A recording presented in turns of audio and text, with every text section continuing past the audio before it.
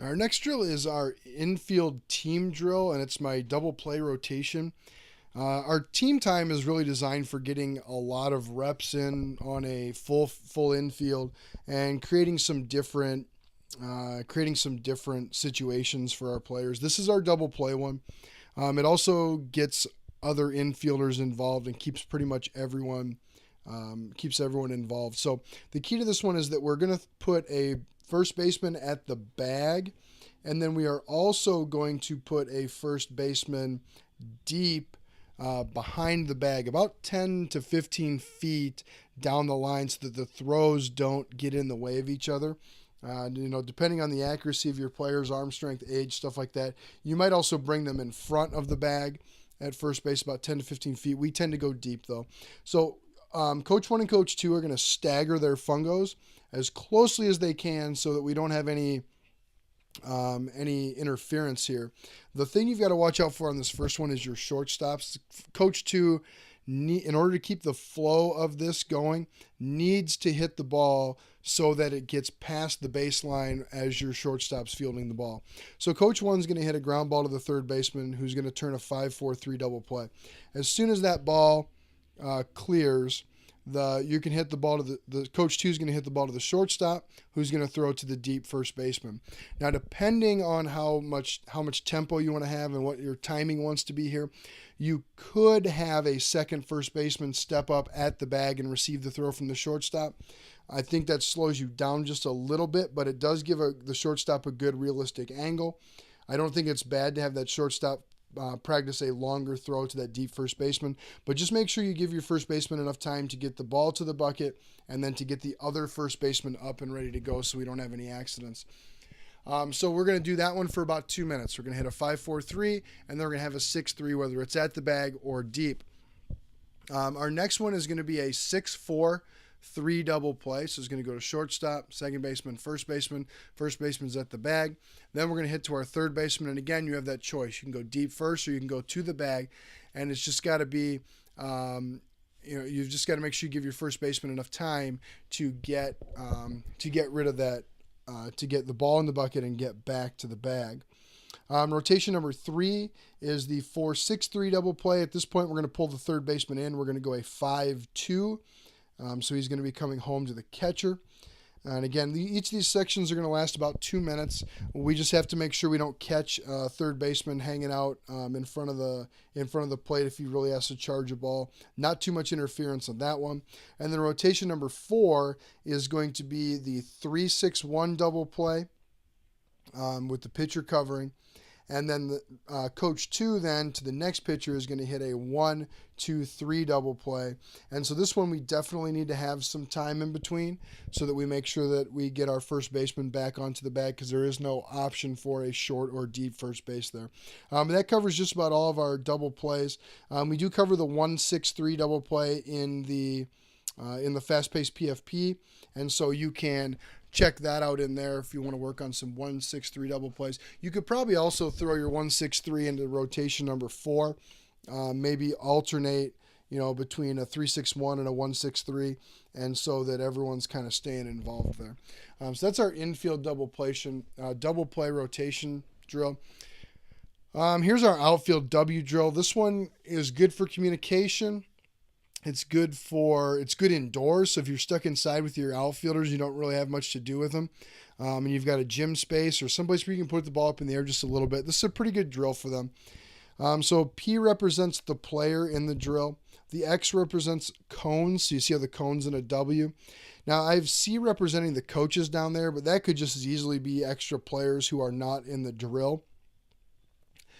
So what's going to happen is, generally, if I'm the one doing this, I'll be the coach in the middle and let players run the 2 coaches on the side. So on go, the players are going to run from the top cone to the bottom cone of the W. The coaches are going to throw a ball to them, either a line drive, something that challenges them a little bit, so they're on the run. They have to catch across their body, catch going down, catch jumping, catch to the side, maybe catch a knuckleball, something like that. So they're working catch on the run. So both players are running down at the same time. They catch the ball. They roll the ball back to that coach. The coach in the middle has a ball.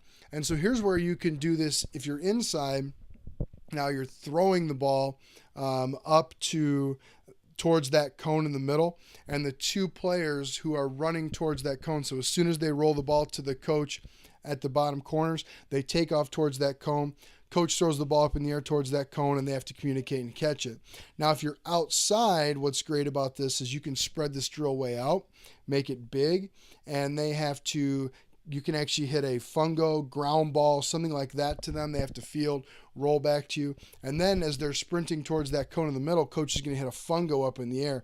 Adds a little bit more unpredictability to it, which I always think is a good thing. But it's actually a very good drill inside or outside. Works on communication, gets them a little bit of conditioning. This is one of those hidden conditioning things for us. We don't condition at the end of practice every day, but this is one of those instances where they are supposed to be able to, to communicate and get some conditioning in during our drill here. Next one is our catcher horse drill. We call it Rocket for our catchers. That's our mascot. So this works just like a regular game of horse. Catcher one is going to throw a ball to second base. You're going to have a coach there noting the accuracy and tracking the pop time. So let's say he makes what you would call an accurate throw. Catcher number 2 to match him has to get an accurate throw or he gets a letter. If catcher number 2 makes an accurate throw and has a lower pop time, then catcher number 1 gets the letter.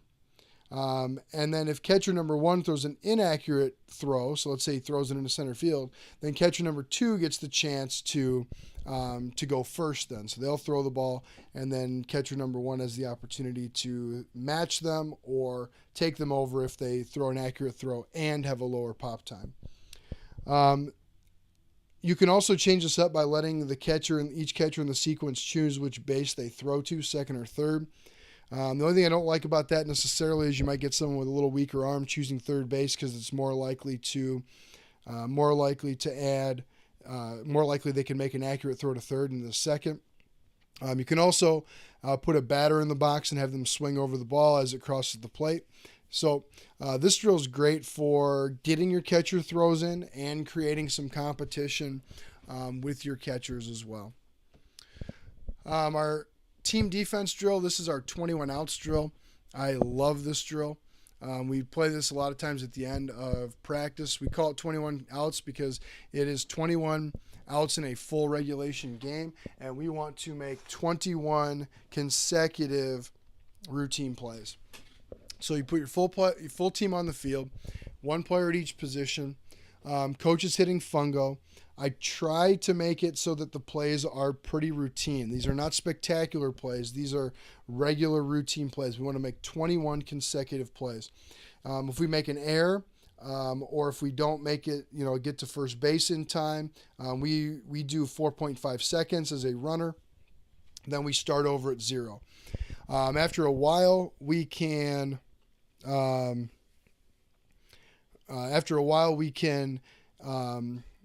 allow them to pick up their teammate. So if we say the shortstop makes an error or third baseman makes an error, we have ghost runner on first base, and they have 4.5 seconds then to turn a double play.